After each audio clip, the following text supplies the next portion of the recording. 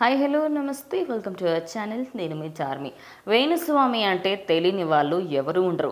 ఆస్ట్రోలజర్గా మంచి పేరు సంపాదించుకొని దాని తర్వాత ఇటు సినీ రంగానికి సంబంధించి పెద్ద చిన్న అనే తేడా లేకుండా ఏ హీరో సినిమా వచ్చినా ఆ సినిమా కెరియర్ ఎలా ఉంటుంది, ఆ హీరో కెరియర్ ఎలా ఉంటుంది, వాళ్ళిద్దరూ పెళ్లి చేసుకుని వాళ్ళ వైవాహిక జీవితం ఎలా ఉంటుంది, పర్సనల్ డీటెయిల్స్ని అటు ప్రొఫెషనల్గా ఆయన వాడుకొని చాలా మట్టుకి అందరినీ కూడా తప్పుదోవ పట్టించారు.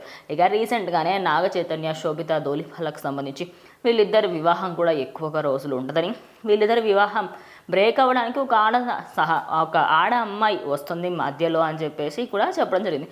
ఇలాంటి వార్తలు వినడంతో జర్నలిస్టులు అటు మహిళా కమిషనర్కి అయితే ఒక కేసు ఆయన పైన ఫైల్ చేయడం జరిగింది. ఇక దాని గురించి ఆయన వెళ్ళి ఆ నోటీసుల పైన ఆయన అయితే ఆ న్యాయస్థానానికి కోరుకోవడం జరిగింది. ఆయనకి స్టే విధించారు. ఇక ఆ స్టేని అయితే ఇప్పుడు తీసేయడం జరిగింది. ఇప్పటికీ కూడా నోటీసులపై స్టే విధించిన తర్వాత ఆ స్టే కంప్లీట్ అయిపోయిన తర్వాత ఆయన దగ్గర నుంచి ఎలాంటి మాటలు కానీ ఆయన ఏం చేద్దాం అనుకుంటున్నారు, మీరు దీన్ని మానేస్తారా లేదా ఏంటి అనే దాని గురించి దేని గురించి కూడా చెప్పట్లేదు.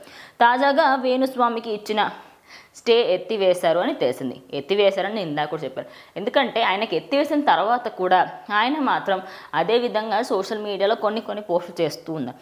ఇప్పుడు వారం రోజులుగా చర్యలు తీసుకోవాలని మహిళా కమిషనర్ ఆదేశించినప్పటికీ కూడా కోర్టు ఆదేశాలని వేణుస్వామి అదేవిధంగా తన భార్య కానివ్వండి ఎవరు కూడా పట్టించుకోకుండా వాళ్ళైతే వదిలేశారు అని చెప్పుకోవచ్చు. రెండో మహిళా కమిషనర్ నోటీసులు కూడా జారీ చేసింది. ఇది రెండోసారి మళ్ళీ ఆయనకైతే నోటీసు జారీ చేసి మీరు ఒకసారి మా దగ్గరికి రావాలనే విధంగా వాళ్ళు అడిగినప్పటికీ కూడా నో రెస్పాన్స్. మరి ఇది ఎక్కడి వరకు వెళ్తుంది ఏంటి అనేది ఇంకొద్ది రోజుల్లో తెలిసిపోతుంది.